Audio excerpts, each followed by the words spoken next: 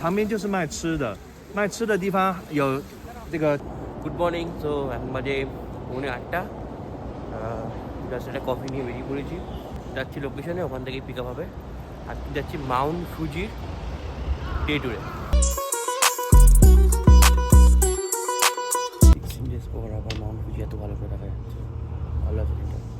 এই গাছটা 1200 ইয়ার্সের পুরনো। যদি কেউ জাপানিজ পড়তে পারো এখানে পড়ে নিতে পারো। প্রথম যে জায়গাটা গেছিলাম তার নাম হচ্ছে হাকনের শার্ন। জাপানের ব্যাপারে একটা ইন্টারেস্টিং জিনিস জানলাম, এখানে 1040 বারের বেশি আর্থকোয়েক এরা দেখেছে। আর এখানে এরা সব বিষয়ে একটা লাইন মেনটেন করে, সেটা তোমার পুজো দেওয়া হোক বা এখানে যেমন ছবি তোলার জন্য লাইন পড়েছিল, মানে একজন করে গিয়ে ছবি তুলে আসছে। এবারে লাইন দেওয়া হয়েছে লেক 80-র ওপর দিয়ে হাকনে পাইরেট শিপ চড়ে যা হবে রোপওয়ে স্টেশনের কাছে।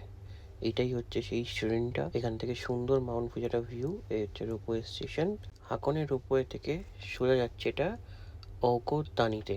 এই যে আমরা মাউন্ট ফুজি করে যাচ্ছি, এর হাইট হচ্ছে 3776 মিটার। এই উপরেতে ব্ল্যাক এগস পাওয়া যায়, যেটা 4টের দাম 500 ইয়েন। এই ব্ল্যাক এগের গল্পটা হচ্ছে এখানে এখনো পর্যন্ত ভলক্যানো আছে একটা, যেখান থেকে এখনো সালফার বেরোয়, তো তাই জন্য জলটা পর্যন্ত টক্সিক এখানকার। তো সেই জলেই এই ডিমগুলো ফোটানো হয়। এবারে হঠাৎ করেই পুরো দৃশ্যটাই চেঞ্জ হয়ে গেল।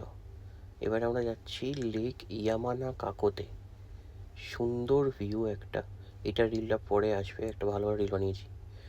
এরপরে আমরা যাচ্ছি একটা ওয়ার্ল্ড হেরিটেজ সাইটে, যার নাম হলো ওশিনো হাকাই। মানে পার্টিকুলার এই গ্রামের মানুষরা সব থেকে বেশি দিন বাঁচে, কারণ এইখানকার হাওয়া এতটাই ফ্রেশ আর জলটা এতটাই বিশুদ্ধ।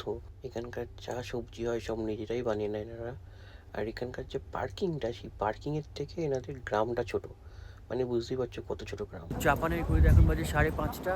নেমে গেছি শিনজুকুতে। এখন যাচ্ছি গভর্নমেন্ট মেট্রোপলিটন বিল্ডিংয়ে। ওইখান থেকে সব থেকে ভালো শিনজুকুর ভিউ দেখা যায় শহরটার। টোকিও টাওয়ারে উঠতে গেলে টাকা লাগে 2700 টাকা করে ইন্ডিয়ান কারেন্সি। আর এইখানে পুরো free of cost. 45th floor থেকে সুন্দর ভিউ। এটা কি নিয়ে ফেললাম বুঝতে পারছি না, নড়ানড়ি করছে বুঝতে পারছি। সো এটাই হচ্ছে কি ডিনার আছে তার।